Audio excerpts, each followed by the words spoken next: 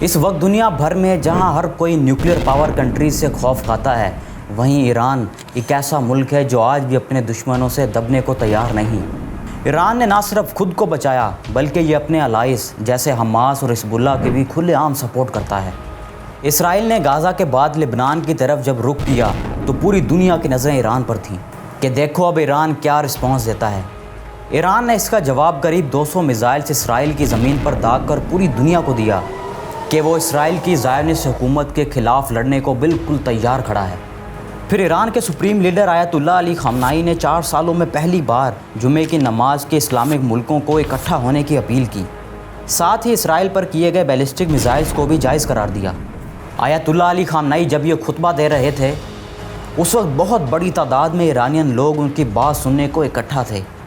آیت اللہ علی خامنائی نے خطبے کی شروعات اسرائیلی حملے میں مارے گئے حزب اللہ کے ٹاپ لیڈر حسن نصر اللہ کو یاد کرتے ہوئے کیا۔ یہ بہت امپورٹنٹ تھا کیونکہ اس سے پہلے آیت اللہ علی خامنائی جب جمعے کی نماز پڑھانے آئے تھے تب امریکہ نے جنرل قاسم سلیمانی کو مارا تھا، اور اس سے پہلے بھی 2012 میں انہوں نے جمعے کی نماز پڑھائی تھی۔ خامنائی نے مزید کہا کہ اگر ضرورت پڑی تو ہم اسرائیل پر اور زیادہ بڑا اٹیک کر سکتے ہیں، یعنی کہ مطلب بالکل صاف ہے، ایران اب پیچھے ہٹنے کے موڈ میں بالکل نہیں ہے۔ اب یہاں سوال آتا ہے کہ کیا ایران اسرائیل کا مقابلہ کر پائے گا، اور اسپیشلی تب جب اسرائیل کے ساتھ امریکہ، برٹن، جرمنی اور فرانس جیسے طاقتور ملک ہوں۔ آخر ایران کتنا طاقتور ہے اور یہ اپنے دشمنوں سے کیوں نہیں ڈرتا؟ ایران کے پاس ایسی کون سی طاقتور چیز ہے جس کو لے کر اس میں اتنا گھمنڈ ہے؟ آج کی اس ویڈیو میں آپ کو انہی چیزوں کے بارے میں بتانا چاہتا ہوں۔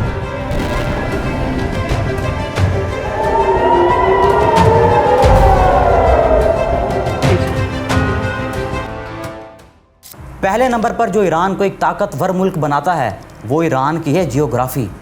ایران کے ویسٹرن سائڈ پہ آتا ہے زاگروس ماؤنٹین رینج۔ یہ نہ صرف ایران کے لیے ایک نیچرل ڈیفنس کا کام کرتا ہے بلکہ کسی بھی دشمن کو ایران کے ویسٹرن ایریاز میں گھسنا ناممکن بنا دیتا ہے۔ اگر ہم ایران کے کیپٹل تہران کی بھی بات کریں تو اسے البورز ماؤنٹینز پروٹیکٹ کرتے ہیں جو ایران کے ناردرن سائڈ میں ہیں، اور ان ماؤنٹینز ریجن میں جنگیں لڑنا مشکل ہی نہیں بلکہ ناممکن ہے۔ یہ ہمارے گلگت یا کشمیر کے پہاڑ نہیں بلکہ یہ مڈل ایسٹ کے ماؤنٹینز ہیں جہاں سروائیو کرنا بہت مشکل ہے۔ یہی وجہ ہے کہ جب 1980s میں ایران عراق کی وار چل رہی تھی تو انہی زاگروس ماؤنٹینز نے ایران کا بہت ساتھ دیا تھا، جہاں عراقی فورسز ایران میں انٹر ہی نہیں کر پائیں۔ اور یہی نہیں، ایران کی ایسٹرن بارڈرز بھی ماؤنٹین اور ڈیزرٹ سے کورڈ ہیں جو انہیں سینٹرل ایشیا کی کنٹری سے بھی سیکیور رکھتے ہیں۔ یہاں کے ڈیزرٹس کی سخت گرمی کسی بھی فورسز کو مارنے کے لیے کافی ہے۔ تو ایران کا جیوگرافیکل ٹیرین واحد میجر فیکٹر ہے جو ایران کو ڈیفیٹ ہونے سے بچاتا ہے۔ دوستو، ایران نے پچھلے 500 سالوں میں بہت جنگیں لڑی ہیں، شاید ہی کوئی سپر پاور ہو جس نے ایران کو فتح کرنے کے لیے حملہ نہ کیا ہو، چاہے وہ رومنس ہوں، عربس ہوں، منگولز، ٹرکس، رشین یا پھر برٹن ہی کیوں نہیں۔ اور ایران نے اسی چیز کو کاؤنٹر کرنے کے لیے مڈل ایسٹ میں اپنا انفلوئنس اسٹیبلش کرنا شروع کر دیا تھا۔ حزب اللہ، حماس اور عراق کے ملیٹنٹس ایران کے لیے ایک اسٹرانگ ویپنز بن چکے ہیں۔ یہ پراکسی فورسز ایسے گروپس ہیں جو اسرائیل کے اگینسٹ ڈائریکٹ فائٹ کر رہے ہیں، اور ایران کو سائیڈ لائن میں اپنا کام کرنے کا موقع ملتا ہے۔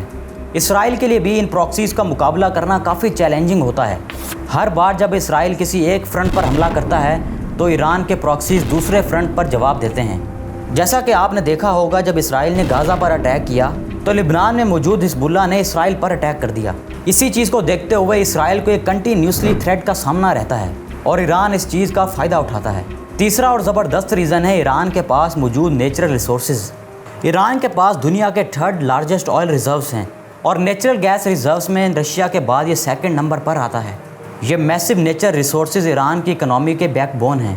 جب ویسٹرن کنٹریز ایران پر سینکشنز لگاتے ہیں تو یہ ریسورسز ایران کو اکنامک سروائیول کا سہارا دیتے ہیں۔ ان ریسورسز ہی کی وجہ سے ایران سینکشنز کے باوجود اپنی پاور اور انفلوئنس کو مینٹین کرنے میں کامیاب رہتا ہے۔ آئل اور گیس کا ایکسیس ایران کے پاس ایک بڑی اسٹرینتھ ہے اور یہ ان کو فائنینشلی اسٹرانگ بھی رکھتا ہے۔ اس کے علاوہ ایران کی کلچرل اور پولیٹیکل اسٹرینتھ بھی ایک بہت اہم فیکٹر ہے۔ ایران نے اپنی کلچرل پاور کو دنیا بھر میں بہت ایکسپینڈ کیا ہے۔ فارسی لینگویج، ایران کا لٹریچر اور ان کے مشہور شاعر جیسے کہ سعدی، رومی اور حفیظ دنیا بھر میں اسپریچول اور ہیومنسٹک ویلیوز کو پروموٹ کرتے ہیں۔ पॉलिटिकल फ्रंट पर भी ईरान ने अपना यूनिक मॉडल बनाया है। 1979 में इस्लामिक रेवोल्यूशन के बाद ईरान ने अपना इस्लामिक लॉज अडॉप्ट किया और वेस्टर्न इन्फ्लुएंस को लिमिट कर दिया। ईरान की पॉलिटिकल लीडरशिप अपने लोगों को आइडियोलॉजिकल फाउंडेशन देती है, जिसके ज़रिए उनका रेजिस्टेंस और भी ज़्यादा मजबूत हो जाता है। आखिरी और सबसे स्ट्रॉन्ग रीज़न है ईरान के लोगों का रेजिलियंस। ईरान के लोग हर मुश्किल के सामने खड़े रहते हैं। जब 1979 में इस्लामिक रेवोल्यूशन आया तो लोगों ने वेस्टर्न इन्फ्लुएंस को रिजेक्ट करते हुए अपनी इंडिपेंडेंस को एम्ब्रेस किया। आज भी सैंक्शंस और पॉलिटिकल प्रेशर के बावजूद ईरान के लोगों का जज्बा और हिम्मत देखने लायक है।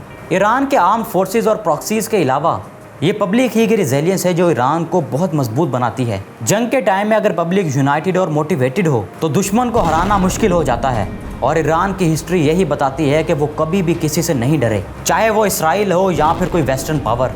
तो दोस्तों, ये वो 5 रीजंस थी जिसकी वजह से ईरान को डिफीट करना करीब नामुमकिन है।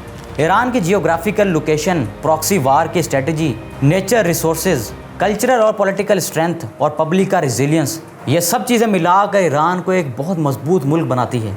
अगर वीडियो पसंद आई हो तो मुझे कमेंट्स में अपनी राय का इजहार ज़रूर करना और मुझे बताना कि आपकी राय में ऐसे कौन से और फैक्टर्स हैं जिसकी वजह से ईरान और ज़्यादा मजबूत होता जा रहा है।